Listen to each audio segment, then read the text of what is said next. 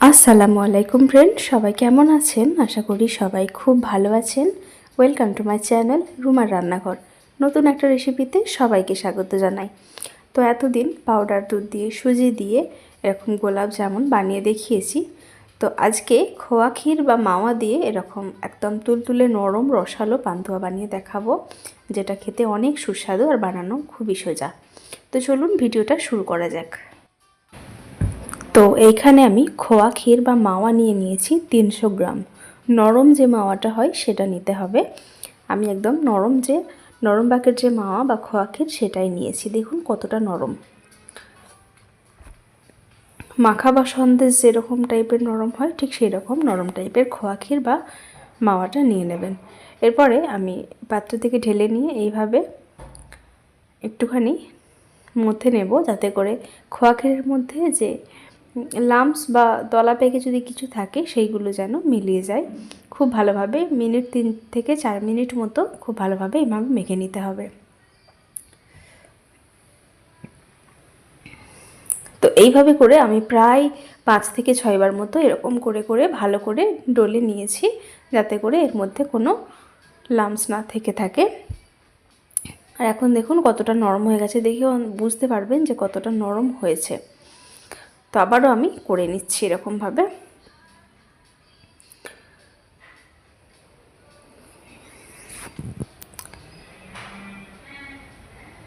যখন এভাবে অনেকক্ষণ মথে নেওয়ার পরে দেখবেন সুন্দরভাবে এরকম শেপ নেওয়া যাচ্ছে, তখনই বুঝে নিতে হবে মাওয়াটা মথে নেওয়ার কাজটা একদম সুন্দরভাবে হয়ে গেছে।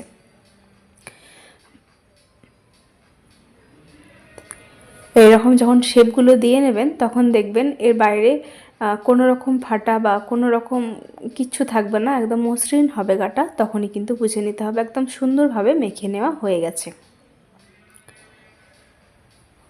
তো এর মধ্যে এখন একটা উপকরণ আমি অ্যাড করে নিচ্ছি, সেটা হলো ময়দা। এই ছোট চামচের 2 চামচ পরিমাণ ময়দা দিয়ে নিচ্ছি।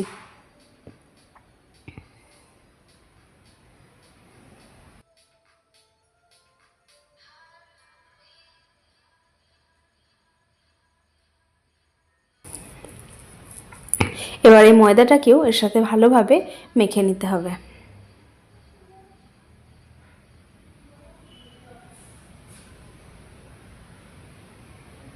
দেখুন একদম নরম হয়ে গেছে, সুন্দর একটা টেক্সচার চলে এসেছে। এখন এটাকে আমি 10 মিনিট রেস্টে রেখে দেব। তারপরে দিয়ে দিচ্ছি 1.5 চামচ পরিমাণ এলাচ গুঁড়ো। আপনারা কেনা এলাচ গুঁড়োটা ব্যবহার করতে পারেন বা বাড়িতেও কিন্তু গুঁড়িয়ে নিয়ে পাউডার করে ব্যবহার করতে পারেন।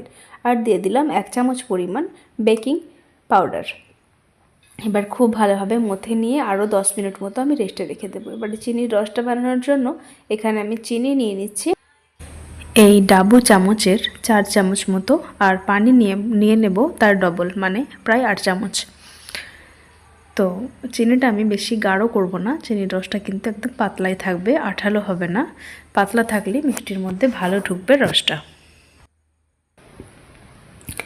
এবারে এটা যখন ফুটতে শুরু করবে তখন 1 চামচ পরিমাণ পাউডার দুধ পানির মধ্যে ভালো করে গুলে নিয়ে দিয়ে দেব, যাতে চিনির মধ্যে যত ময়লাটা সেটা কিন্তু বেরিয়ে যায় আর মিষ্টির রসটা যেন একদম স্বচ্ছ হয়। তো যখন ফুটতে শুরু করবে দেখবেন এই যে ময়লাটা উপরে দুধটা ফেটে গিয়ে চিনির যে যত ময়লা সব কিন্তু বেরিয়ে আসছে। এভাবে 3 থেকে 4 বার মতো ময়লাটা ফুটিয়ে ফুটিয়ে তুলে নিতে হবে। দেখবেন একটা সময় মিষ্টির রসটা এরকম স্বচ্ছ হয়ে গেছে, সুন্দর একটা কালার চলে এসেছে। তখন এর মধ্যে 4 থেকে 8টা আমি এলাচ দিয়ে দিচ্ছি, আর দিয়ে দিচ্ছি কয়েকটা মতো কেশর। এতে করে কালারটাও সুন্দর আসবে আর ফ্লেভারটাও খুব ভালো আসে। এবারে খোয়া ক্ষীরটাকে আমি 10 মিনিট রেস্টে রেখেছিলাম, ওইখান থেকে আমি ছোট ছোট করে অল্প অল্প করে পরিমাণ নিয়ে শেপ দিয়ে নেব।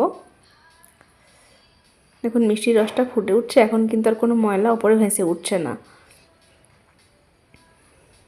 এবার একটা কড়াইতে আমি ঘি কলাতে দিয়ে দিচ্ছি। আমি গাওয়া ঘি দিয়ে এই পান্তুয়াগুলো ভেজে নেব, যাতে করে টেস্টগুলো খুবই সুন্দর আসে।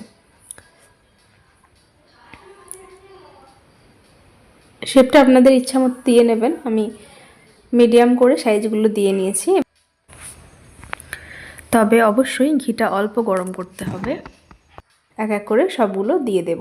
অবশ্যই কিন্তু হাই ফ্লেমে না, লো ফ্লেমে মিষ্টিগুলো ভাজবেন, তা নাহলে কিন্তু চটজলদি কালার চলে আসবে, ভেতরটা শক্ত থেকে যাবে। দেখুন কালারটা কতটা সুন্দর এসেছে, এখনই দেখতে কতটা সুন্দর লাগছে।